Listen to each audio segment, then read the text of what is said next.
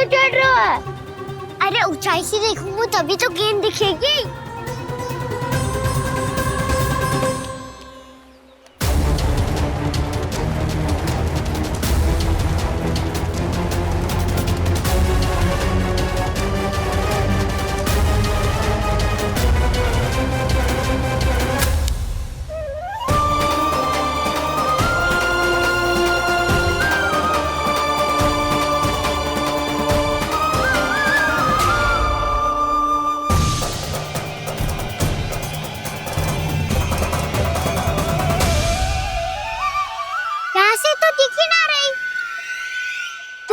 वहीं से फेंकी थी ना? ना वहाँ से फेंकी थी। कहाँ से? देखा ना वहाँ से। समझ ना आ रहा, ठीक ठीक बताना कहाँ से फेंकी थी?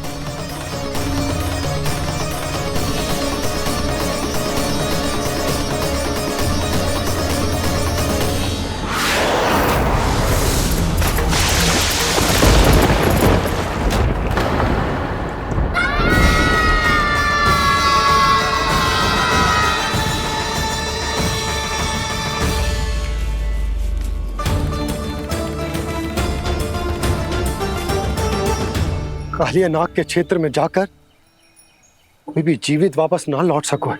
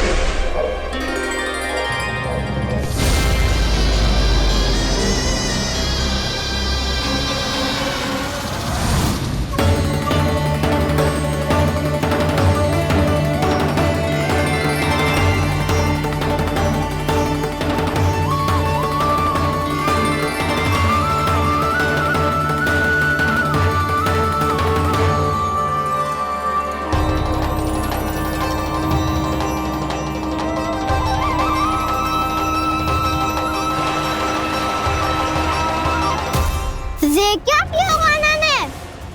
कालिया नाग तो उसे देखते ही निकल जाएगा।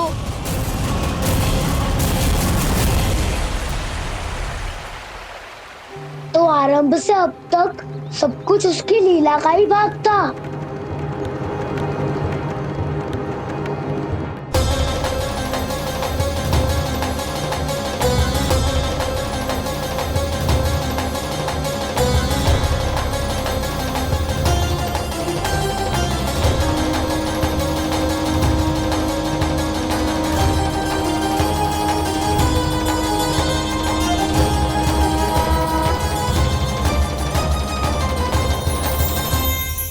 इतना सुंदर रूप, मन मोहने वाली मुस्कान, अद्भुत तेज और भगवान जैसी दिव्यता। कौन हो तुम? हाँ, तुम्हें देखकर तो हम सब सम्मोहित ही हो गए।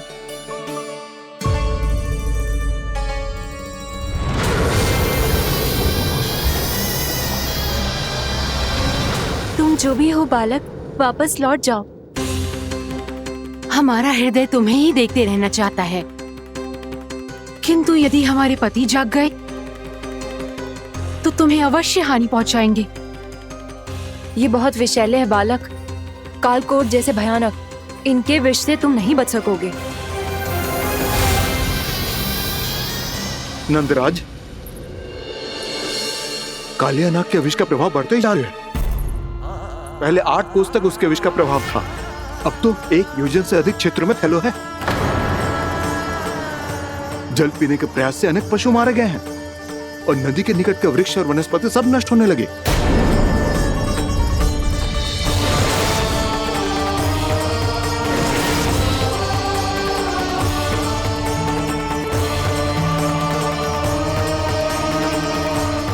इनके विष की तीव्रता इतनी अधिक है बालक कि इनके संपर्क में आने वाले को तड़पने का भी अवसर नहीं मिलता। इनके विष की अग्नि क्षण भर से भी कम समय में प्राणवायु को जलाकर राख कर देती है।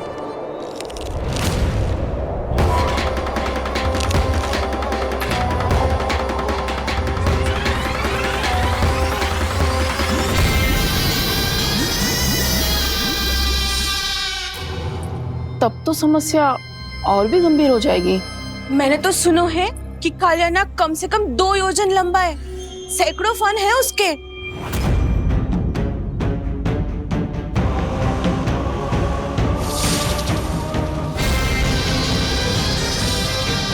इसका अर्थ तो ये है कि हम दोनों ओर से फंस गए। एक और कंस को 1 कोटि कमल पुष्प देने जो कि कालियानाग के क्षेत्र में पड़ते हैं, और दूसरी ओर उस कालियानाग का विष यमुना जी के क्षेत्र में बढ़ता ही जा रहा। इसके कारण हम ही नहीं, निर्दोष पशु पक्षी भी संकट में। इन दोनों समस्याओं का एक ही समाधान है, उस कालियानाग का सामना करना। और ये ना समझ आ रहा कि हम ये करेंगे कैसे, क्योंकि ये बात साधारण मनुष्य के बस की ना है। हमारे लिए ये असंभव है।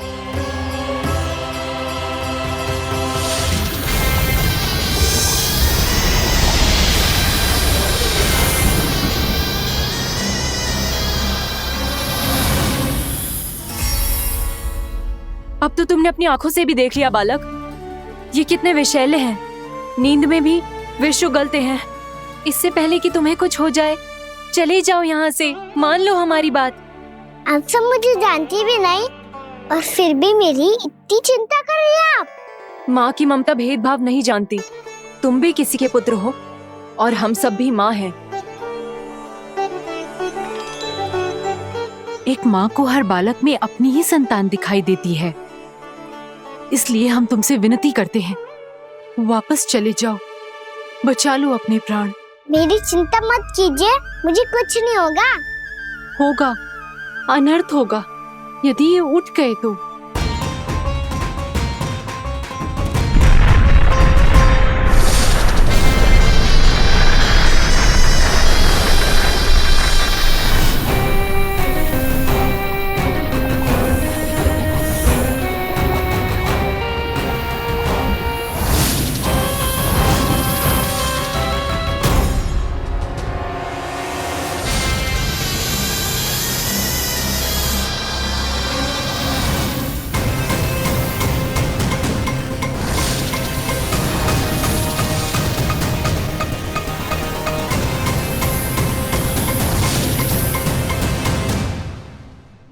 सामने होते हुए भी अपने इश्क को केवल वही देख सकता है जो अपना अभिमान त्याग चुका हो।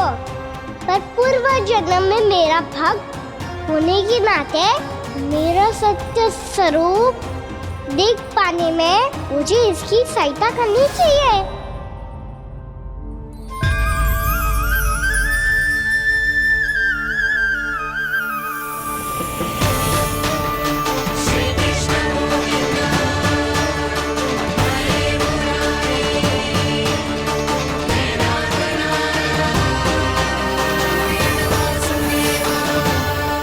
देखो हमारा छोटा सा कान्हा कैसे डट के खड़ा हुआ है, इतने विशालकाय, इतने महाभयंकर सबके सामने।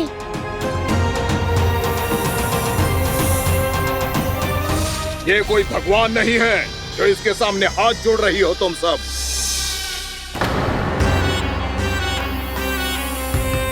एक सामान्य साधारण बालक है ये, जो ये तक नहीं जानता कि इसके सामने है इसका काल, कालिया। तू कौन है बालक? मेरे इतने निकट आकर भी तू जीवित कैसे है? मेरी नहीं, अपनी चिंता करो कालिया। बहुत मनमानी कर ली तुमने। अब बस मैं तुम्हें रोकना हूँ। अब बस मैं तुम्हें रोकना हूँ। मैं तुम्हें रोकना हूँ। बित्ते भर का है तू, मेरे विष के बारे में जानता ही क्या है? और कहता है मुझे रोकने आया है। किससे? किससे रोकना चाहता है तू मुझे? मुझे क्रोध दिलाने की भूल मत कर बालक। अपनी फुंकार से ही तेरी इस मुस्कुराहट को अंतिम मुस्कुराहट बना सकता हूं मैं। शीघ्र बता, कौन है तू और किसने भेजा है तुझे? तुम्हें आवाज भी है कि अपनी पुकारों से तुम कितना विष भूल चुके हो। पवित्र यमुना नदी को कितना दूषित कर दिया तुमने। और यही नहीं, तुम्हारे कारण निकट के जीव जंतुओं, वृक्ष, वनस्पतियों सबको हानि पहुंच रही है। तो क्या? मुझे उससे क्या? मुझे है आपत्ति है मुझे तुम्हारे इस व्यवहार से, और इसीलिए तुम्हें यहाँ से जाना होगा।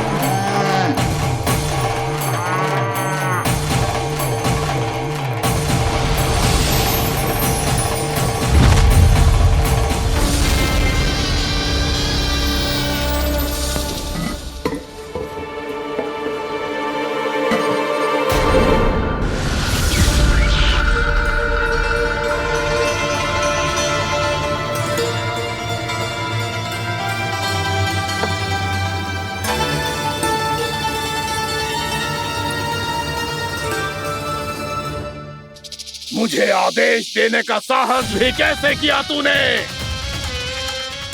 इस क्षेत्र को मैंने अपना राज्य बनाया है। मेरा परिवार रहता है यहाँ, और तू मुझे यहाँ से जाने के लिए कह रहा है?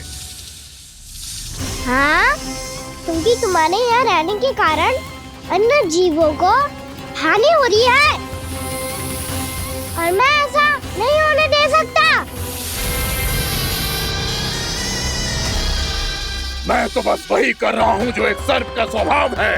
विष फैलाना स्वाभाविक है मेरे लिए। इसलिए मुझे चुनौती मत दे बालक। चुनौती तो मैं दे चुका हूँ कालिया। अब तो बस तुम्हें स्वीकार करनी है।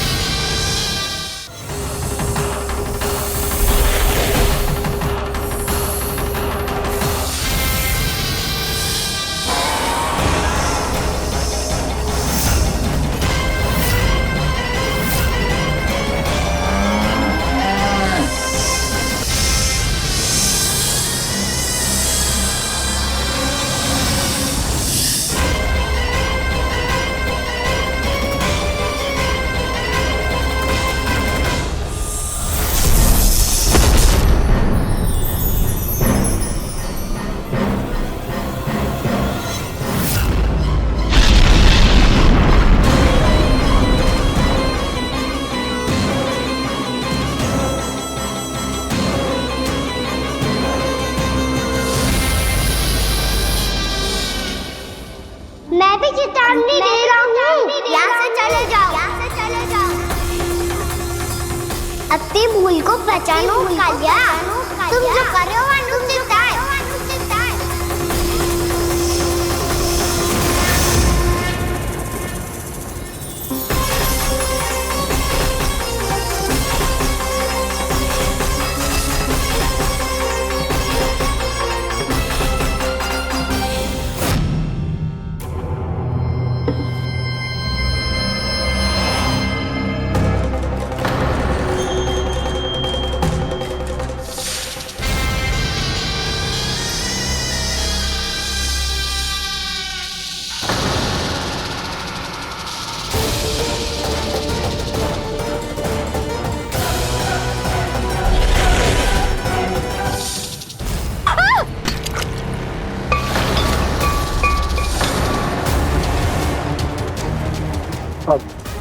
मैं आता हूं।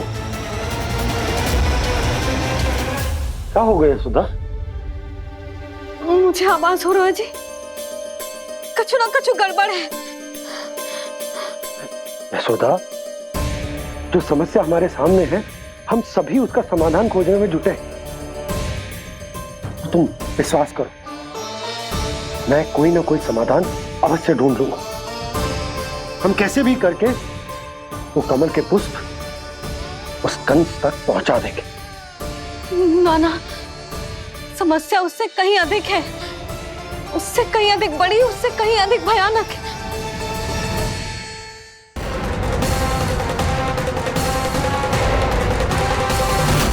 विस्की ये बूंद से ही सबके प्राण चले जाते हैं। इसने तो विस्की धारियां फेंकी है खाना पे। कान्हा कैसे बच्चे को अधिक विष से?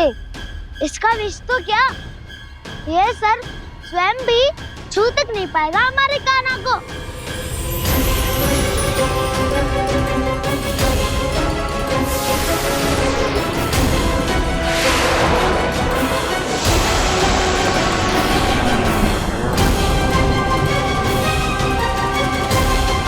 तुम्हारे सखा को, मेरे भाई को कोई हानि नहीं पहुंचा पाएगा। ये कान्हा का सत्य चाहे जो हो बलराम, पर अभी तो जो एक बालक ही है ना। देखो कैसे विष के कारण स्थिर हो गया है।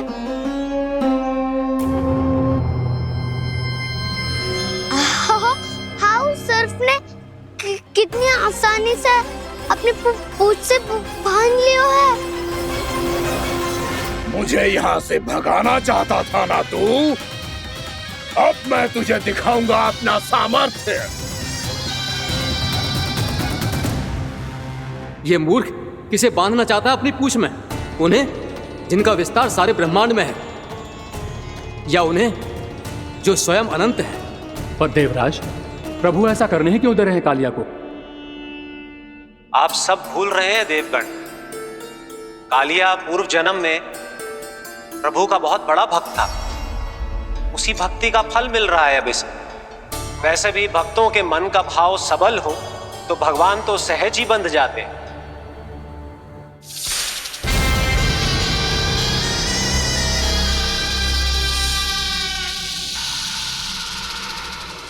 बलराम, तुमने ही तो कही थी कान्हा को कछु ना होगो। देखो दुष्ट ने चारों ओर से जकड़ लियो है।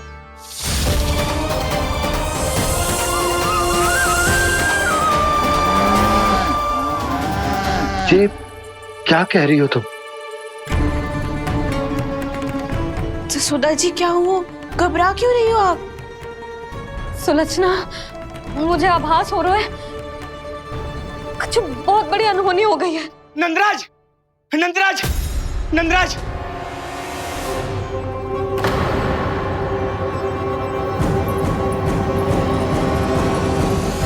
नंदराज, कान्हा ने जमदन नदी में छलांग लगा दी है। कान्हा ने जमदन नदी में छलांग लगा दी है। कान्हा ने जमदन नदी में छलांग लगा दी है। कान्हा जमुना में कूद गया है। मुझे लगा था आज कछु गड़बड़ होने वाली है। मुझे आज कान्हा को ना जाने देना चाहिए था।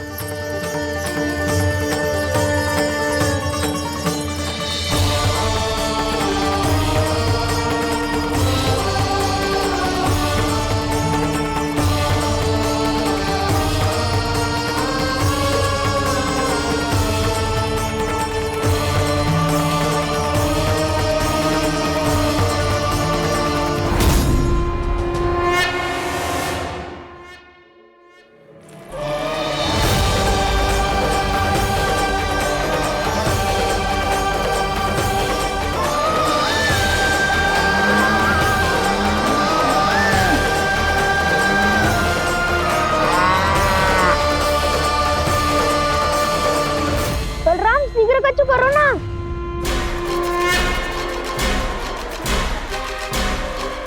कुछ भी करो पर कान्हा को बचाओ। नाग बहुत भयंकर है, कान्हा अकेले ना संभाल पाएगा इसे।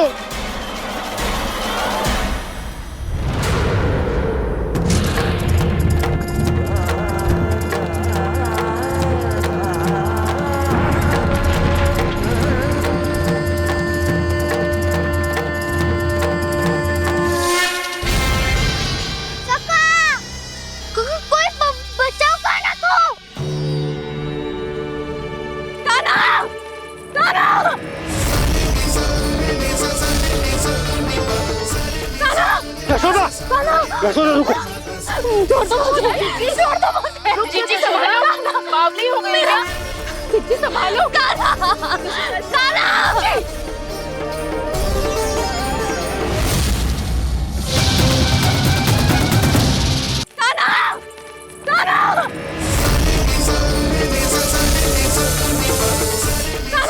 यशोदा, यशोदा रुको।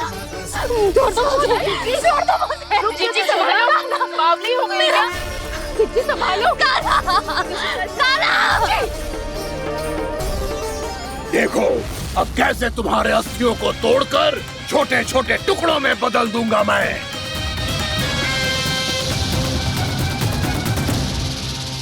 सुदाजी आप जाओगी तो आप भी फंस जाओगी। अपने लल्ला के लिए मैं किसी भी संकट का सामना करने के लिए तैयार हूँ। छोड़ो। ना यशोदा, हमें कोई और उपाय खोजना पड़ेगा। कोई और उपाय? आप देख ना रही मेरा कान्हा किस दशा में है। कान्हा। भैया के वश में नहीं है, नहीं तो ये अपने लल्ला के लिए साक्षात काल का भी सामना कर ले। ये तो केवल कालिया नाग है। हे नागराज, आप मेरे प्राण ले लो पर कान्हा को छोड़ दो। ना नागराज, आप मेरे प्राण ले लो, मैं विरोध भी ना करूंगी। ना नागराज, आप मुझे मार दो पर मेरे कान्हा को छोड़ दो। ना ना ना ना नागराज, मेरे प्राण ले लो। हमारे कान्हा से क्या शत्रुता है आपकी? प्रभु के लिए जो प्रेम यशोदा मैया के हृदय में है, वही इन सभी गोपियों के हृदय में भी है।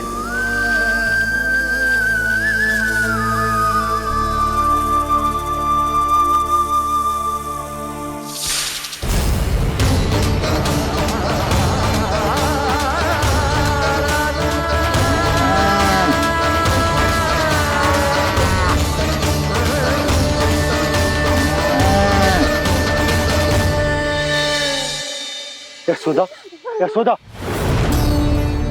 देखो इन गोपियों को, इन गैयाओं को। इन सब के मन में भी तुम्हारी भांति ही ममता भरी हुई। वो सब भी कान्हा से उतना ही प्रेम और स्नेह करती हैं, उतनी ही ममता से भरी हुई है जितनी कि तुम। तो तुम ही सोचो, जिसके साथ इतनी ममता और इतना स्नेह, इतना प्रेम, उसका कोई क्या कर सकता है? उस काले नाग का वेश इस सब आशीर्वादों के सामने कछु न है। कछु करो जी। उसे बोलो वो मेरे प्राण ले ले, मेरे कान्हा को छोड़ दे। यशोदा,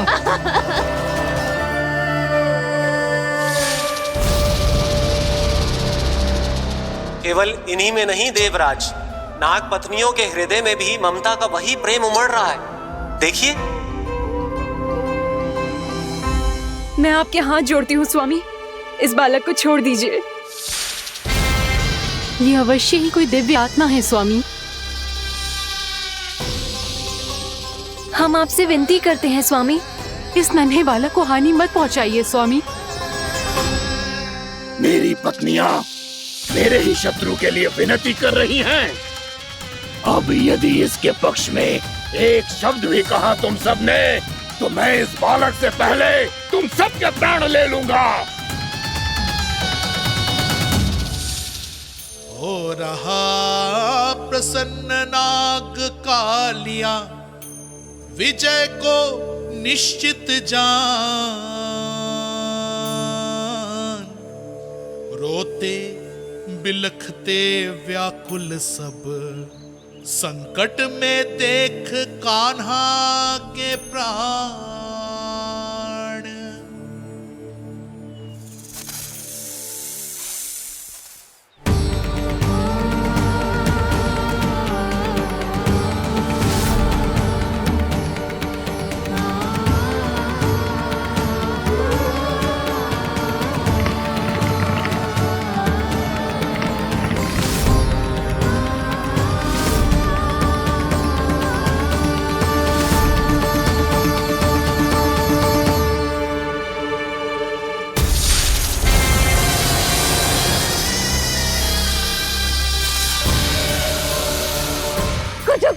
जी मेरे लल्ला को बचा लो, कोई तो कुछ करो। जीजी संभालो जसोदा। यशोदा, यशोदा तुम शांत हो जाओ, मैं कान्हा को वापस लेकर आऊंगा, मैं रक्षा करूंगा उसकी। ना नंदराज, नंदराज नहीं, कम से कम आप तो समझो नंदराज, कालिया के पास आप जाओगे तो आप भी फंस जाओगे।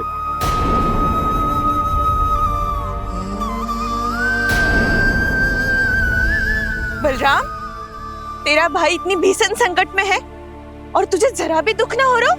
क्या आप सब अब तक नहीं समझ पाए कि कान्हा सच में कौन है? छोटे बाबा, आप तो उसका सत्य जानते हैं ना?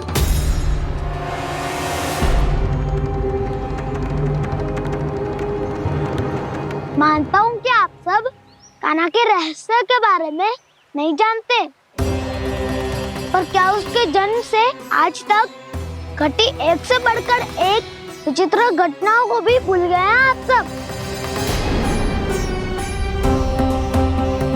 भूल गए हैं कि कैसी पूतना जैसी राक्षसी उसका कुछ बिगाड़ नहीं पाई, कैसे तरनावती जैसा भयानक राक्षस उसे एक खरोच भी नहीं दे पाया था।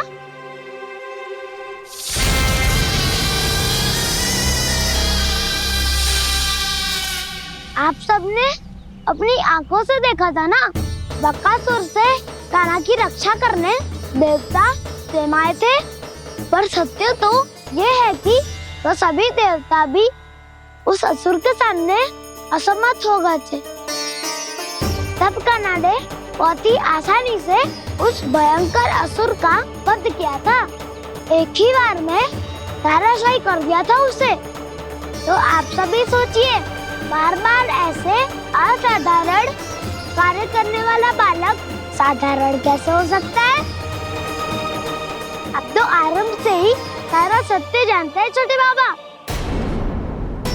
रहस्य छुपाने में सदैव कान्हा की सहायता करते आए हैं आप, और आज आप स्वयं ही उसके सत्य को भूल रहे हैं। और तुम सब भी तो जानते हो कान्हा की शक्तियों के बारे में, तो क्या तनिक भी विश्वास ना है अपने सखा पे? बलराम, तू क्या कह रहे है? मैंने जो कहा उसका एक एक शब्द सत्य है छोटी माँ। यदि प्रभु की इच्छा हुई तभी कुछ ही क्षणों में सब कुछ अपनी आंखों से स्वयं अनुभव कर लेंगे आप।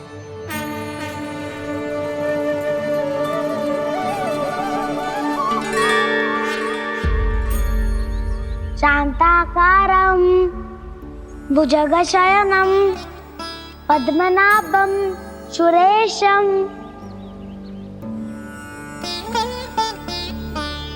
विश्वाधारं गगनसदृशं मेघवर्णं शुभांगं लक्ष्मीकान्तं कमलनयनं योगी वीरध्यानगम्यं वन्दे विष्णुं भवभयहरं सर्वलोकैकनाथम्।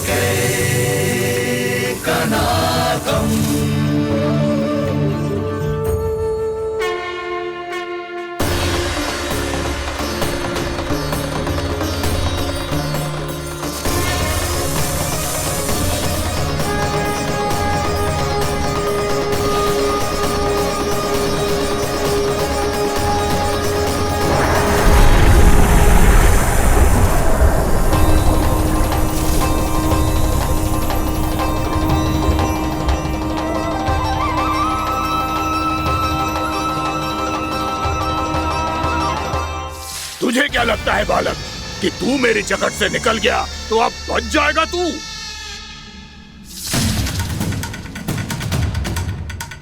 मेरे विष से अपनी प्राण रक्षा करने में सफल रहा, मेरी जकड़ से भी छूट गया, पर मेरे दंश से नहीं बच पाएगा।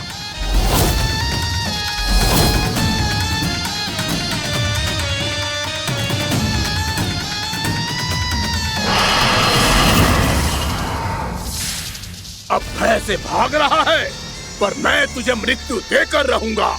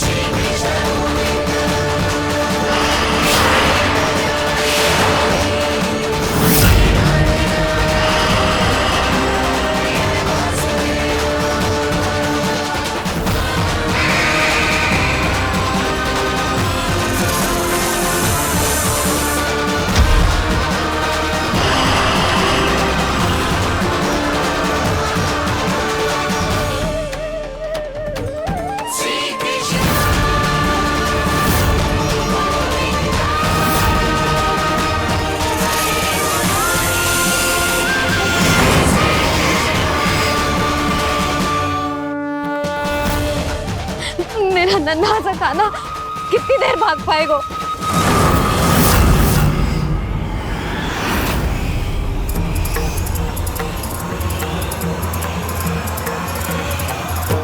और कितनी प्रतीक्षा करोगे मेरी भक्त कालिया? भक्त नहीं, काल हूँ मैं तेरा।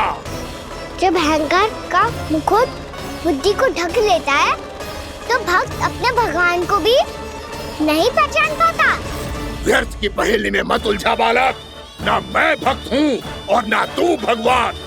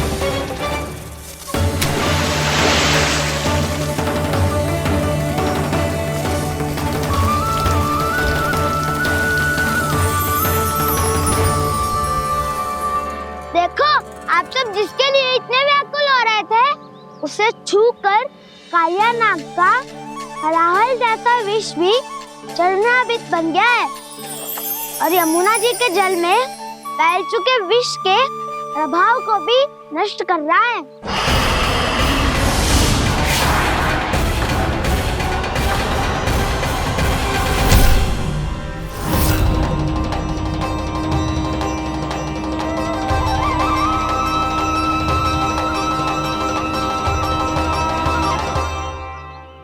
धर्म रक्षक अधर्म विनाशक प्रभु श्री कृष्ण का कौशल सचमुच अद्वितीय है। नारायण नारायण।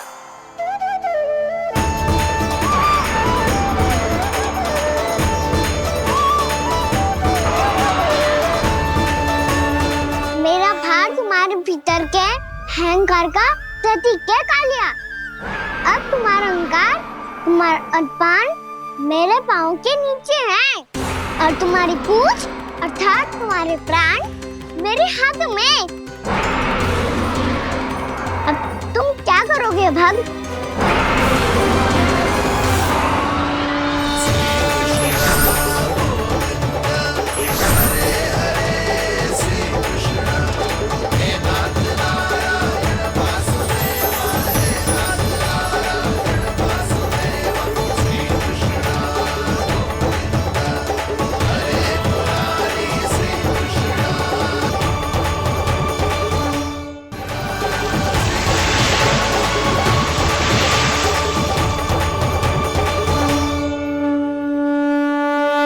प्रभु, भले ये आपको पहचानने में असमर्थ हो, पर हम सब ने आपको पहचान लिया है।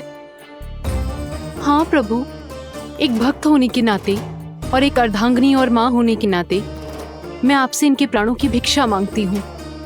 अपनी कृपा दिखाइए और इन्हें क्षमा कर दीजिए।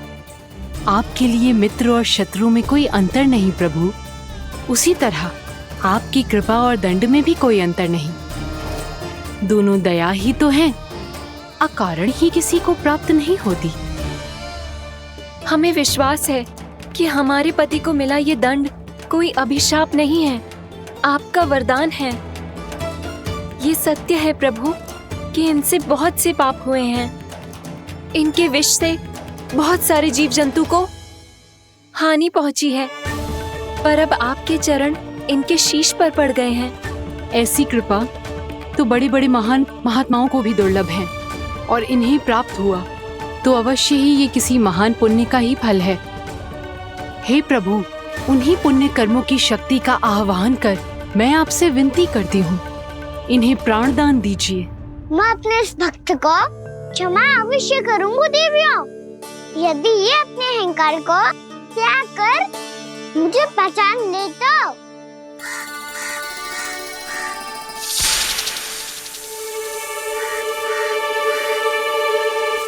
मैं तुम्हें श्राप देता हूँ, जितनी विषैली तुम्हारी जिह्वा है उतने ही विषैले सर्प बन जाओ तुम।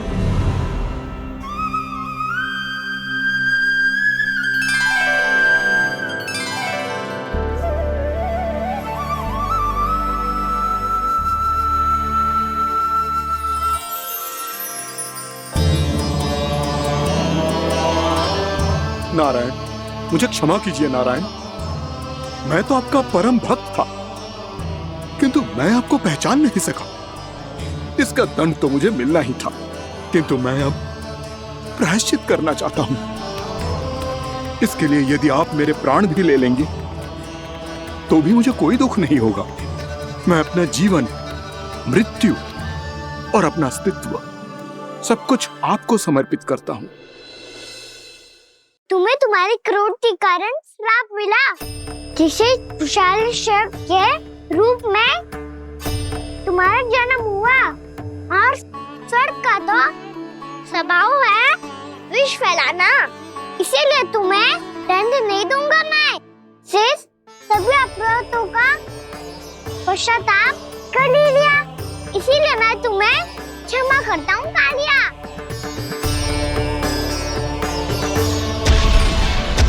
पर तुम्हें यहाँ से दूर समुद्र के बीच जाकर रहना होगा, जहाँ किसी निर्दोष का जीवन तुम्हारे विष से प्रभावित ना हो। मैं चाहकर भी आपकी इस आज्ञा का पालन नहीं कर सकता। मैं असमर्थ हूँ प्रभु, क्योंकि यदि मैं इस क्षेत्र को छोड़कर गया तो मेरी मृत्यु निश्चित है। आपसे क्या छुपा है प्रभु? आप तो जानते हैं कि सर्प जाति और आपके वाहन गरुड़ के बीच अनंत शत्रुता चल रही है, जिसका प्रारंभ नागों के द्वीप नागालय से हुआ था। उस द्वीप पर छोटे जीवों को निगल जाने के लिए सर्प थे, और गरुड़ को सर्पों का स्वाद बहुत प्रिय था, इसलिए वो बार बार नागद्वीप जाने लगा था। पर इस कारण पूरी सर्प जाति उससे आतंकित हो गई थी। इसलिए जब भी गरुड़ वहां पहुंचता तो सभी सर्प छिपने लगते। जब गरुड़ को इसका आभास हुआ तो उसे बड़ा क्रोध आया और वो उत्तेजना में भरकर सर्पों का शिकार करने लगा। भूख ना होने पर भी उन्हें मारने लगा। अब सर्पों के प्राण हरना उसके लिए खेल बन गया था। इस भीषण समस्या का समाधान ढूंढने के लिए पूरी सर्प जाति महान सर्प वासुकी के सामने इकट्ठी हुई। हे महान वासुकी, हमारी सहायता कीजिए। नागद्वीप पर गरुड़ ने आतंक मचा दिया है। पहले तो वो हमें अपना भोजन बनाता था, लेकिन अब हम उसके खेल का साधन बन चुके हैं। भूख हो या ना हो, जब तब आकर वो हमारे प्राण हर लेता है। अनुचित हिंसा के इस प्रथा का आरंभ सर्पों ने ही किया है। पहले आप सबने पूरे द्वीप पर अधिकार कर लिया, फिर आहार के साथ साथ आनंद के लिए भी आप सभी ने निर्दोष जीवों की हत्या की। और जब सृष्टि का संतुलन बनाए रखने के लिए गरुड़ आपको अपना आहार बनाने आया, तो आप सब अपने प्राणों की रक्षा के लिए छिपने लगे। तो फिर गरुड़ का उत्तेजित होना तो स्वाभाविक ही था। नागनाथ, जो हमने अन्य जीवों के साथ किया वही अब हमारे साथ हो रहा है, परंतु ये भी तो सृष्टि के संतुलन के विरुद्ध ही है ना? अवश्य है, इसलिए मैं गरुड़ से चर्चा करूंगा। धन्यवाद प्रभु।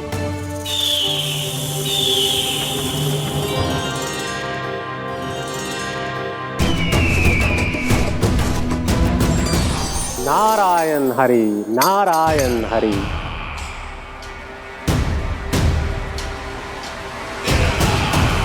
प्रणाम देवर्षि। किस योजना में कितना लाभ है और कितनी हानि, यह आंकलन करते करते थक गए होंगे मथुरा नरेश। देवर्षि, आज मेरा ध्यान कैसे आ गया आपको? आप तो सदैव ही मेरे ध्यान में रहते हैं महाराज कंस। सत्य तो यह है कि मथुरा में जो भी हो रहा है मुझसे छिपा हुआ नहीं है। मैं जानता हूं कि आप किसी भी असुर को वृंदावन क्यों ना भेजें, और वो असुर कितना भी शक्तिशाली क्यों ना हो, कृष्ण का सामना नहीं कर पाता। या तो पराजय स्वीकार करके आपके पास लौट आता है, या तो फिर वीर गति को प्राप्त हो जाता है।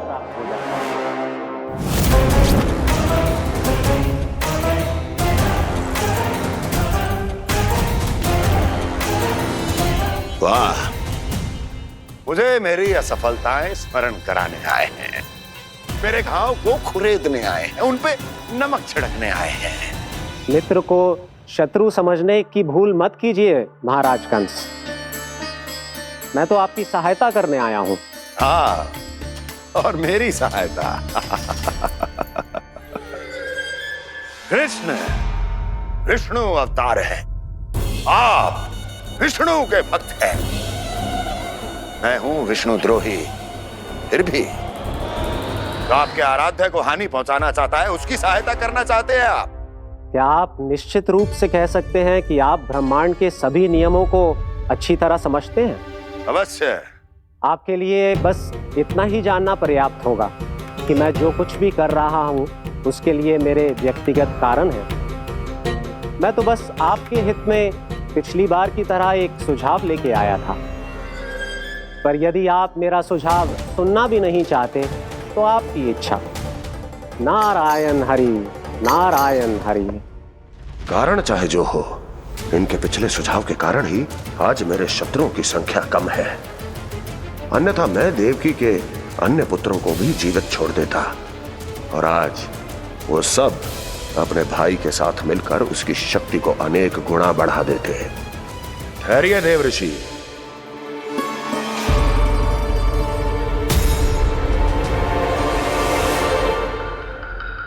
बताइए क्या सुझाव है आपके पास? मेरे सुझाव का नाम है कालिया नाग।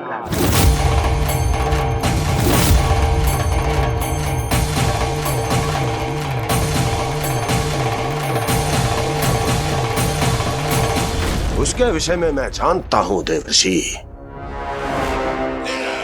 तो समस्या यह है कि मैं स्वयं उससे मिलने नहीं जा सकता, उससे भेंट नहीं कर सकता। उस कृष्ण की हत्या के लिए उसको वृंदावन जाने के लिए तैयार नहीं कर सकता। तो मत जाइए उसके सामने, और ना उसे भेजिए कृष्ण के सामने। हर बार आप किसी न किसी असुर को अपने शत्रु के क्षेत्र में भेजते हैं, जहां शत्रु उसका सामना करने के लिए पूरी तरह से तैयार होता है और आपका असुर मारा जाता है। इस बार शत्रु को युद्ध स्थल चुनने का अवसर मत दीजिए महाराज।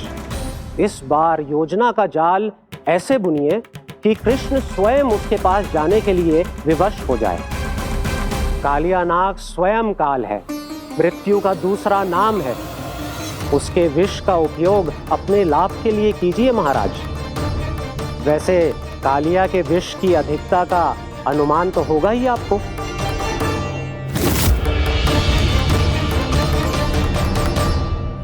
एक बार जो उसके क्षेत्र में पहुंच गया, फिर उसके विष से बचना असंभव है।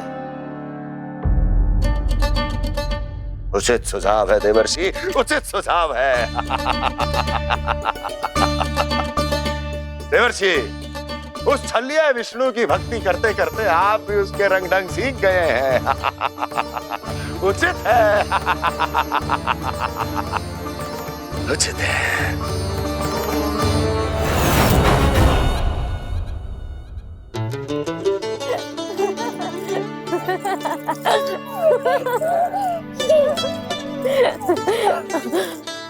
बस बस, बहुत आनंद ले लियो लल्ला। बस अब दूध पी ले। ठहर ठहर, गर्म है। जी ले ले।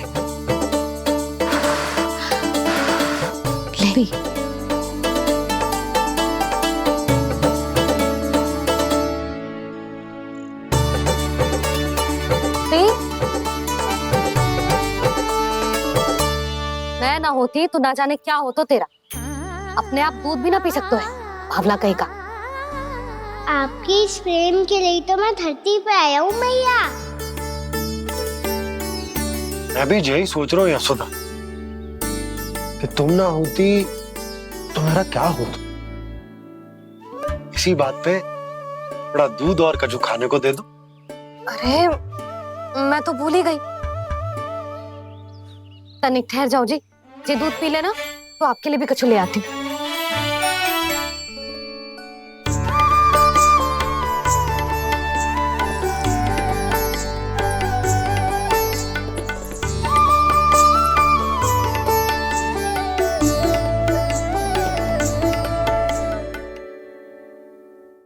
प्रणाम महाराज।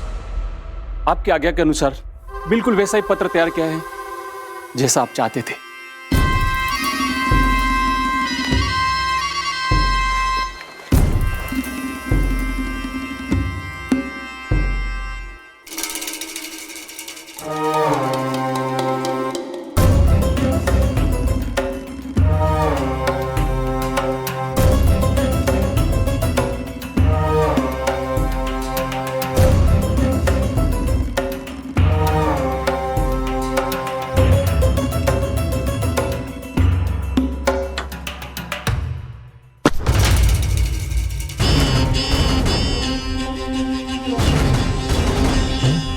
कृष्ण जन्म से लेकर आज तक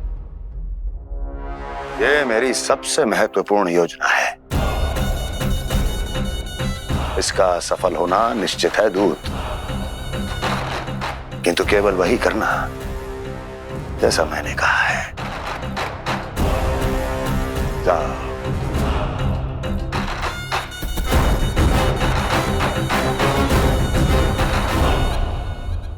कान्हा,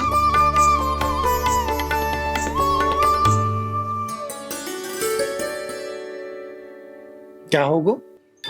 बाबा मैं चाहता हूँ कि मैया की ममता क्रिस्टल फ्रेम की वर्षा मुझ पे सरते ऐसे होते रहे। वो तो होती रहेगी लल्ला।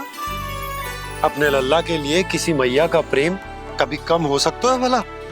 नंदराज, वो मथुरा से एक दूत आयो है महाराज कंस का राजपत्र लेके।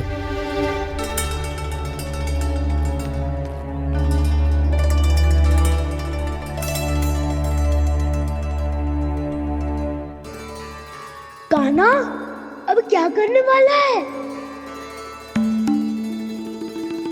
तेरे बाबा कहाँ गए? हाँ?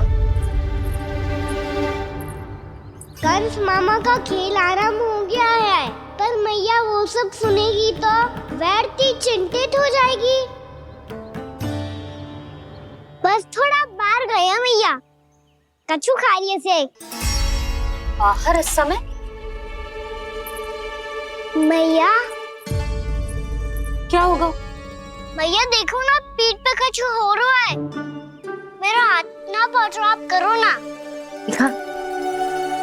यहाँ? क्षमा करना मैया, पर अभी बाबा को ही संभालने दो ये सब। कहिए, क्या संदेश लाए हैं आप? नहीं नंदराज, नहीं। महाराज कंस का आदेश है कि ये संदेश सभी गांव वालों के साथ ही पढ़ा जाए। ठीक है, मैं गांव वालों के सामने पढ़ दूंगा, पर मुझे तो दीजिए पढ़ने के लिए। महाराज की आज्ञा का पालन करना आपके लिए भी आवश्यक है नंदराज। सभी गांव वासियों की सभा बुलाइए। बंसी, सभी गांव वालों की सभा बुलाओ। राजपत्र में ऐसा क्या संदेश भेजो है कंस ने? अब मेरे पत्र को पढ़कर सब भौचक्के रह जाएंगे। और वो कृष्ण, उस कृष्ण के पांव के नीचे से तो भूमि खिसक जाएगी, आकाश फट पड़ेगा, बिजलियां गिर जाएंगी। प्राप्ति, ओ प्राप्ति, कंस का पत्र। स्वयं को बहुत अधिक शक्तिशाली समझता है ना वो। अब देखता हूं कैसे वो इस महासंकट का सामना करता है। वो कृष्ण, वो अपनी मृत्यु स्वयं चुनेगा या मृत्यु की वेदी पर चढ़ा देगा। प्रिय वृंदावन वासियों को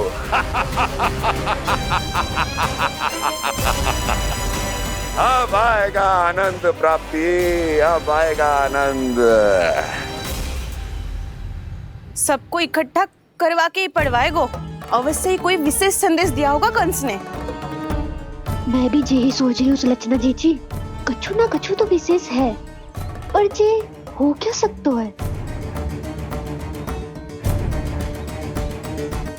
हाँ, बात तो सही है। ऐसा क्या हो सकता है? सभी गांव वासियों के सामने कहा जाए, कछु तो विशेष अवश्य लग रहा है। बाहर तक कोलाहल क्यों हो रहा है? मैया, मैया, अब क्या होगा? मैया देखो ना, सर पे कछु हो रहा है। लल्ला, नारायण ने तुझे हाथ दिए हैं ना? पीठ की बात अन्य थी। अपने सिर की सेवा स्वयं कर। सर पे तो हाथ पहुंच रहा है ना?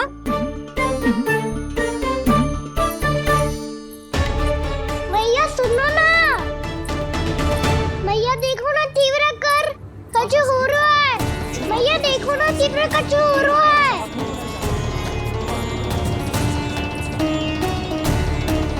सब लोग आ चुके हैं, अपना संदेश सुनाइए आप।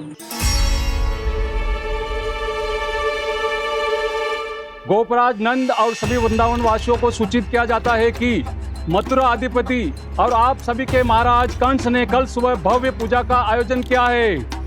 इसके लिए राज्य को वृंदावन के क्षेत्र के निकट यमुना नदी के मध्य में खिलने वाले 1 कोटि कमल के पुष्पों की आवश्यकता है।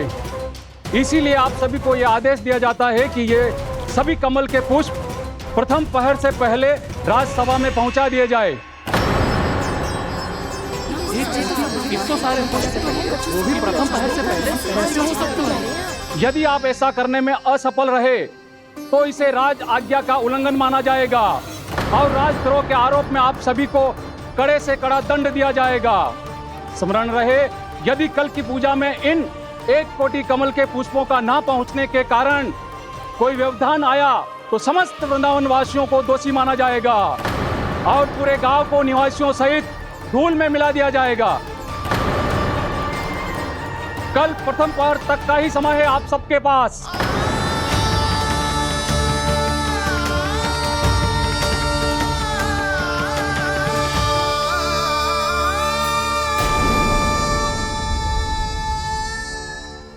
एक कोटि कमल पुष्प, वो भी कल प्रथम प्रहर में? ऐसे कैसे संभव है? और कोई साधारण पुष्प ना, यमुना नदी के मध्य खिलने वाले विशेष कमल के फूल चाहिए उन्हें। लेकिन यमुना नदी में तो कालिया नाग ने विष घोल के रखा है, तो फिर कैसे हो पाएगा? यह संभव है। हमारी मृत्यु का संदेश भेजा राजा कंस ने। सदैव की भांति इस समस्या पर भी गांव के बड़े ही विचार करेंगे। बालकों का यहाँ होना उचित ना है।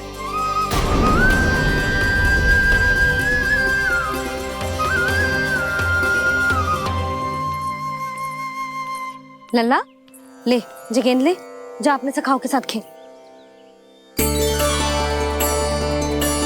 सुबह उज्जवल, मधुमंगल वसंता, देखो भैया ने क्या दिया है। चलो खेले, बहुत आनंद आएगा आज।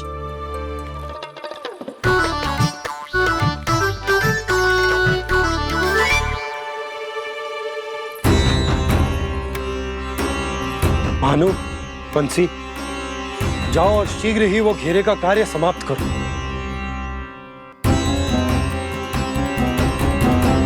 पर कछु ना कछु तो करना पड़ेगा ना। पर हम कर ही क्या सकते हैं? पुष्प लाने को और कोई उपाय है भी तो ना। मैं चला जाऊंगा जमुना जी में। वैसे भी मेरे जीवन के कितने दिन शेष बचे हैं। गांव के लिए, समाज के लिए कुछ करके मरूं, तभी तो शांति मिलेगी। ना काका, यदि आप उस विषैले जल में छलांग लगा भी दोगे, किंतु 1 कोटि कमल पुष्प एकत्रित कर पाना आपके लिए संभव ना है। इससे अच्छा है कि मैं चला जाऊं। यदि मैं मर भी गया तो मेरे पीछे रोने वाला कोई ना है। किसी को कहीं जाने की आवश्यकता ना है। गोप नरेश होने के नाते ये मेरा कर्तव्य है कि मैं आप सबकी रक्षा करूं। नंदराज, आपको जाना है तो जाओ। हरिया, काका, भैया सब चले जाओ। लेकिन आपको पता है वहाँ का जल कितना विषैला है। आप लोग एक क्षण भी जीवित नहीं रह पाओगे। फिर कैसे इकट्ठा करेंगे 1 कोटि कमल पुष्प? आप बात तो सही कह रही हैं शांति। उस दुष्ट कंस ने ऐसी मांग रख के हम सबको फंसा दिया। हम में से कोई भी क्यों ना चला जाए और इस संकट का समाधान ना निकले को। कान्हा, बताना कौन सा खेल खेलें? गेंद पकड़ खेलते हैं। पर एक बात सुन लो सब, कोई भी तीव्र गति से ना फेंकेगा गेंद को। भैया ने फ्रेम बनाई है मेरे लिए। सब तैयार हो? हाँ।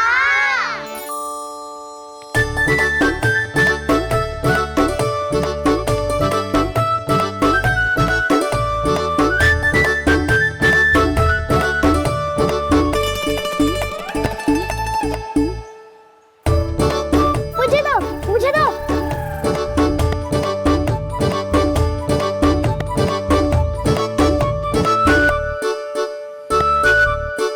मुझे दो, मुझे दो।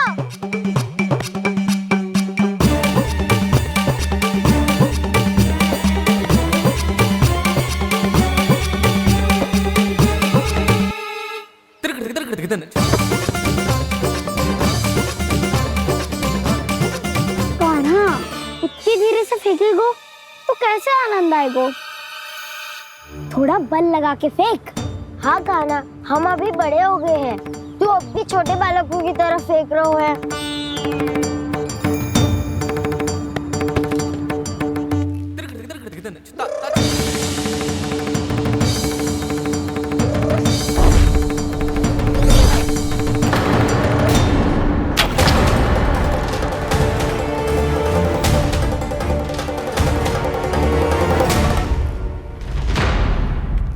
दीदी जी क्या करो कान्हा?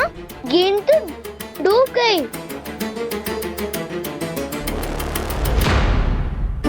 अच्छा, तो ये सब इसकी योजना का भाग था ताकि ये कालिया का सामना कर पाए। तुम सबने तो कही थी तीव्र गति से फेंको। देखो फिकवा दी ना मेरी गेम। मुझसे नदी में। अब मुझे जाके लानी पड़ेगी। रुक जा कान्हा, रुक जा कान्हा। जी क्या बोल रहे थे कान्हा? इसमें तो बहुत संकट है। कोई भी संकट मेरी मैया का उपहार खोने से बड़ा ना है। बहुत प्रेम से बना के उन्होंने दी थी। हे नारायण, कोई उपाय समझ में ना आ रहा है। मैया, अब कैसे करेंगे हम अपने गांव की रक्षा? कीड़े पड़ेंगे उस दुष्ट को। यदि उसके कारण किसी के प्राण चले गए तो कौन सा फल मिलेगा उसे इस पूजा का? तुम सही कह रही हो यशोदा। और हमारे पास कोई और दूसरा विकल्प भी तो ना है। यदि हमने मथुरा की राज आज्ञा का पालन ना किया तो इसका दुष्परिणाम पूरे गांव को भुगतना पड़ेगा।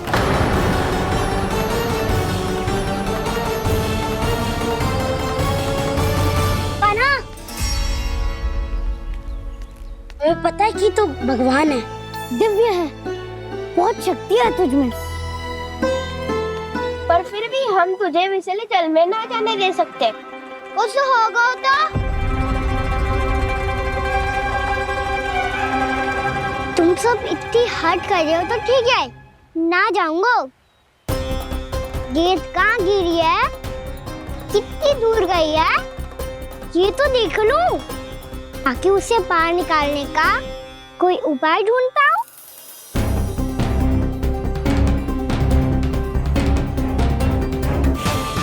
हाँ।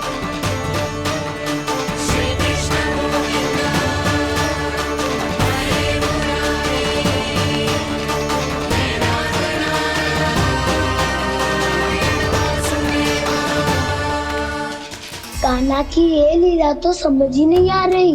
पहले इसने देवर्षि नारद को मथुरा जाकर कंस को भड़काने के लिए कहा, फिर स्वयं ही दुखी भी हो गया कि अब इसका रहस्य सबके सामने खुल जाएगा।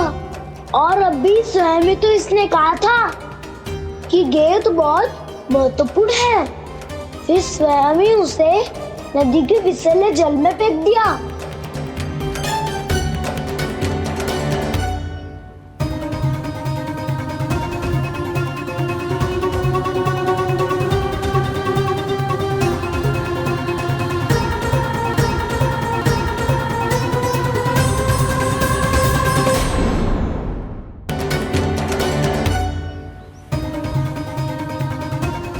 कान्हा, तू ऊपर क्यों चढ़ रहा है? अरे ऊंचाई से देखूंगा तभी तो गेंद दिखेगी।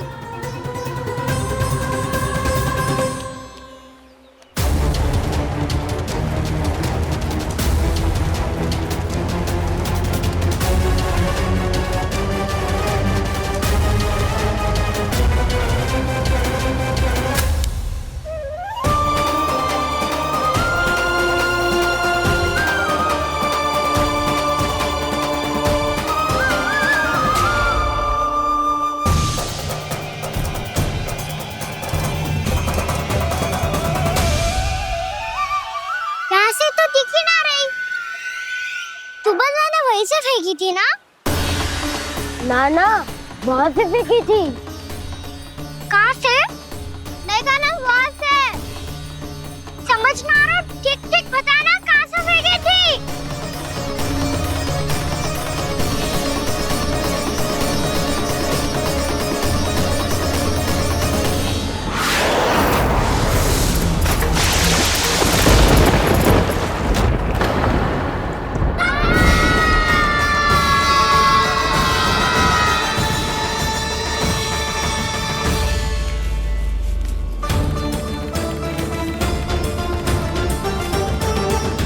कालिया नाग के क्षेत्र में जाकर कोई भी जीवित वापस ना लौट सको है।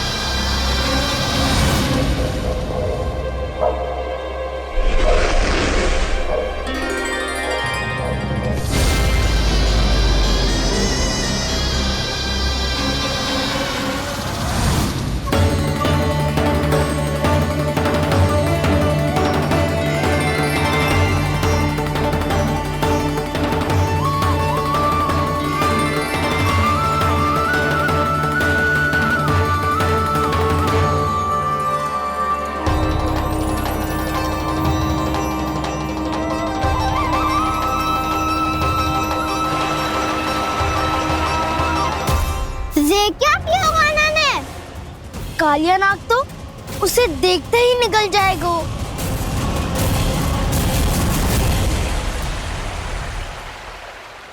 तो आरंभ से अब तक सब कुछ उसकी लीला का ही भाग था।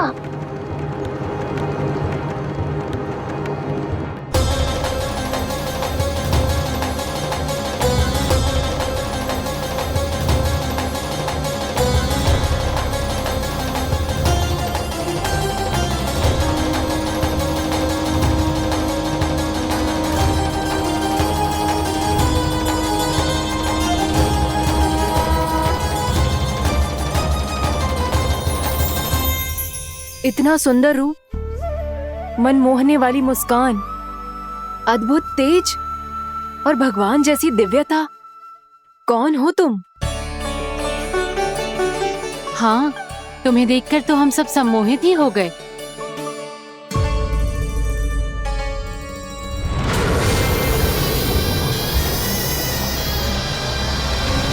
तुम जो भी हो बालक, वापस लौट जाओ। हमारा हृदय तुम्हें ही देखते रहना चाहता है, किंतु यदि हमारे पति जाग गए तो तुम्हें अवश्य हानि पहुंचाएंगे। ये बहुत विषैले है बालक, कालकोट जैसे भयानक। इनके विष से तुम नहीं बच सकोगे। नंदराज, कालिया नाग के विष का प्रभाव बढ़ते ही जा रहा है। पहले 8 कोस तक उसके विष का प्रभाव था, अब तो 1 योजन से अधिक क्षेत्र में फैलो है। जल पीने के प्रयास से अनेक पशु मारे गए हैं और नदी के निकट के वृक्ष और वनस्पति सब नष्ट होने लगे।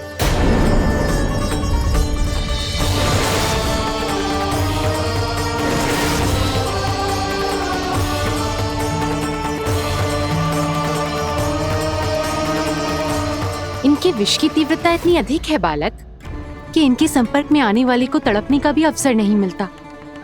इनके विष की अग्नि क्षण भर से भी कम समय में प्राण वायु को जलाकर राख कर देती है।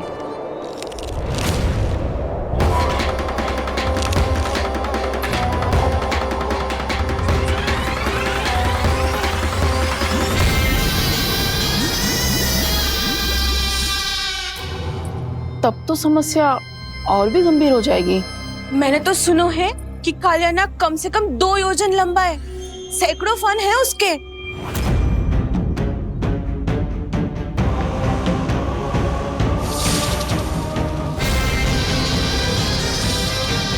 इसका अर्थ तो ये है कि हम दोनों ओर से फंस गए। एक और कंस को 1 कोटि कमल पुष्प देने जो कि कालिया नाग के क्षेत्र में पड़ते हैं, और दूसरी ओर उस कालिया नाग का विष यमुना जी के क्षेत्र में बढ़ता ही जा रहा। इसके कारण हम ही नहीं, निर्दोष पशु पक्षी भी संकट में। इन दोनों समस्याओं का एक ही समाधान है, उस कालिया नाग का सामना करना। और ये ना समझ आ रहा कि हम ये करेंगे कैसे, क्योंकि ये बात साधारण मनुष्य के बस की ना है। हमारे लिए ये असंभव है।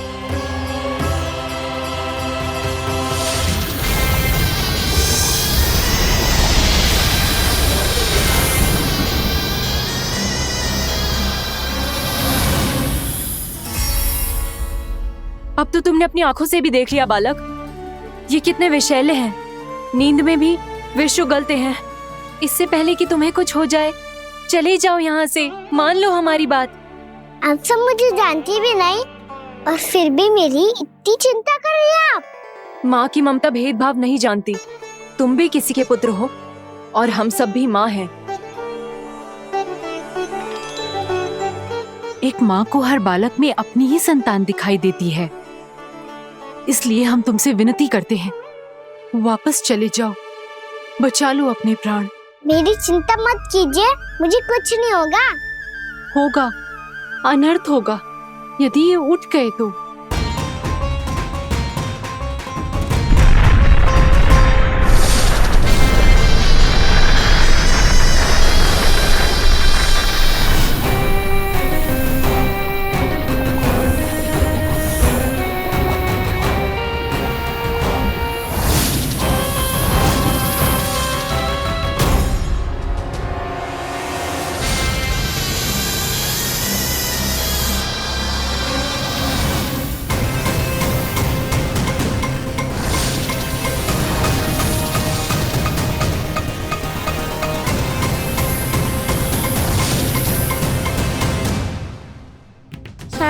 रहते हुए भी अपने इश्क को केवल वही देख सकता है जो अपना अभिमान त्याग चुका हो।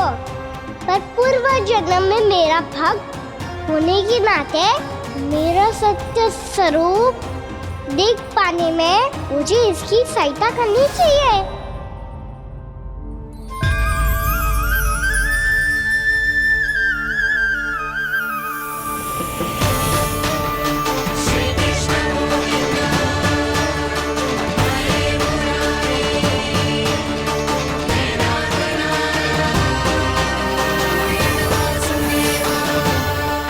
देखो हमारा छोटा सा कान्हा कैसे डट के खड़ा हुआ है, इतने विशालकाय, इतने महाभयंकर सबके सामने।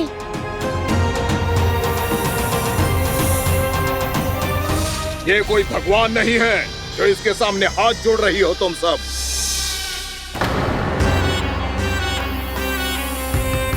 एक सामान्य साधारण बालक है ये, जो ये तक नहीं जानता कि इसके सामने है इसका काल, कालिया। तू कौन है बालक? मेरे इतने निकट आकर भी तू जीवित कैसे है? मेरी नहीं, अपनी चिंता करो कालिया। बहुत मनमानी कर ली तुमने। अब बस मैं तुम्हें रोकना हूँ। अब बस मैं तुम्हें रोकना हूँ। मैं तुम्हें रोकना हूँ। बित्ते भर का है तू, मेरे विष के बारे में जानता ही क्या है? और कहता है मुझे रोकने आया है। किससे? किससे रोकना चाहता है तू मुझे? मुझे क्रोध दिलाने की भूल मत कर बालक। अपनी फुंकार से ही तेरी इस मुस्कुराहट को अंतिम मुस्कुराहट बना सकता हूं मैं। शीघ्र बता, कौन है तू और किसने भेजा है तुझे? तुम्हें आवाज भी है कि अपनी पुकारों से तुम कितना विष भूल चुके हो। पवित्र यमुना नदी को कितना दूषित कर दिया तुमने। और यही नहीं, तुम्हारे कारण निकट के जीव जंतुओं, वृक्ष, वनस्पतियों सबको हानि पहुंच रही है। तो क्या? मुझे उससे क्या? मुझे है आपत्ति है मुझे तुम्हारे इस व्यवहार से, और इसीलिए तुम्हें यहाँ से जाना होगा, यहाँ से जाना होगा।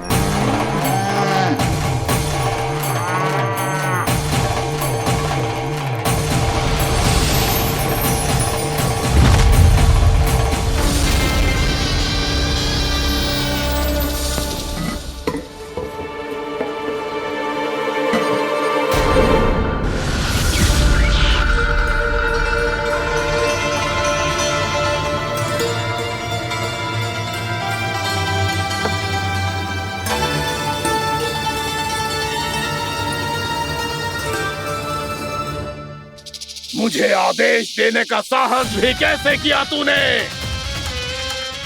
इस क्षेत्र को मैंने अपना राज्य बनाया है, मेरा परिवार रहता है यहाँ, और तू मुझे यहाँ से जाने के लिए कह रहा है?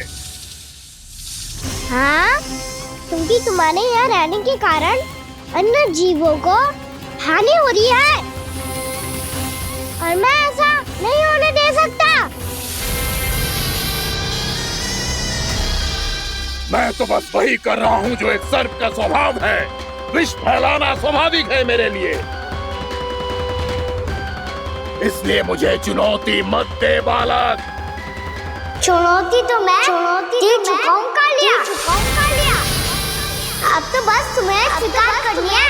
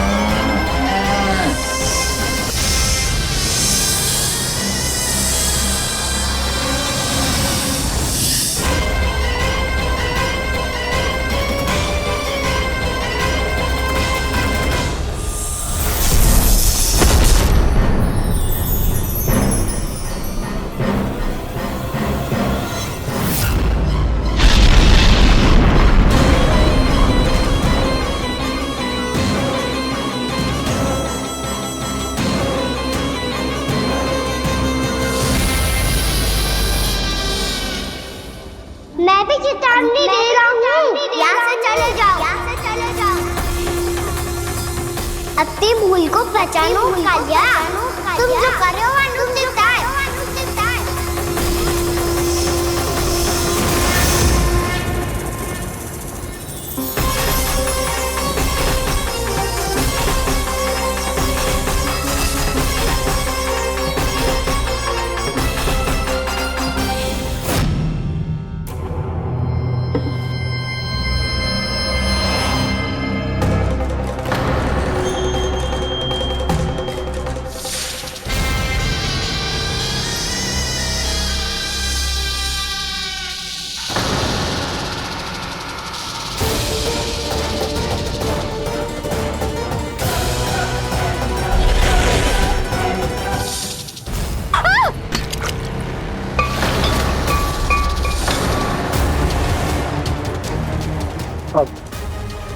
मैं आता हूँ। क्या हो गया सुधा? मुझे आवाज हो रहा है जी, कछु ना कछु गड़बड़ है। यशोदा, जो समस्या हमारे सामने है, हम सभी उसका समाधान खोजने में जुटे। तुम विश्वास करो, मैं कोई ना कोई समाधान अवश्य ढूंढ लूंगा। हम कैसे भी करके वो कमल के पुष्प उस कंस तक पहुंचा देंगे। नाना, समस्या उससे कहीं अधिक है, उससे कहीं अधिक बड़ी, उससे कहीं अधिक भयानक है।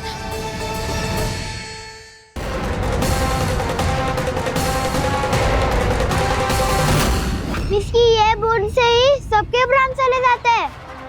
इसने तो विस्की धारियां फेंकी है खाना पे। कान्हा कैसे बच्चे को अधिक विष से? इसका विष तो क्या, ये सर स्वयं भी छू तक नहीं पाएगा हमारे कान्हा को।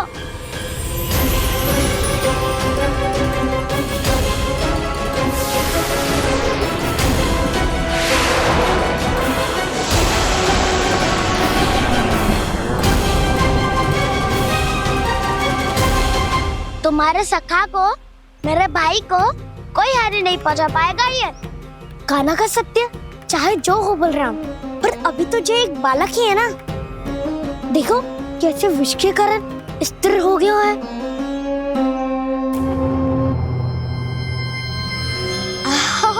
हाउ सर्फ ने कितनी आसानी से अपनी पूंछ से बांध लिया है। मुझे यहाँ से भगाना चाहता था ना तू? अब मैं तुझे दिखाऊंगा अपना सामर्थ्य। ये मूर्ख किसे बांधना चाहता है अपनी पूंछ में? उन्हें जिनका विस्तार सारे ब्रह्मांड में है, या उन्हें जो स्वयं अनंत है? पर देवराज, प्रभु ऐसा करने ही क्यों दे रहे हैं कालिया को? आप सब भूल रहे हैं देवगण, कालिया पूर्व जन्म में प्रभु का बहुत बड़ा भक्त था। उसी भक्ति का फल मिल रहा है अब इसे। वैसे भी भक्तों के मन का भाव सबल हो तो भगवान तो सहज ही बंध जाते हैं।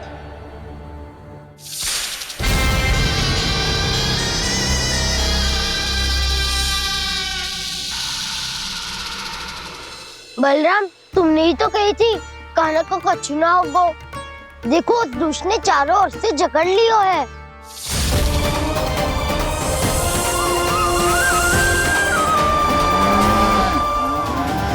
ये क्या कह रही हो तुम? सुधा जी, क्या हुआ? घबरा क्यों रही हो आप? सुलक्षणा, मुझे आभास हो रहा है कुछ बहुत बड़ी अनहोनी हो गई है। नंदराज, नंदराज, नंदराज!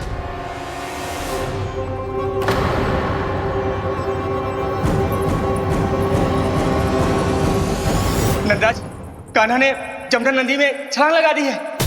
कान्हा ने जमदग्नि नदी में छलांग लगा दी है। कान्हा ने जमदग्नि नदी में छलांग लगा दी है।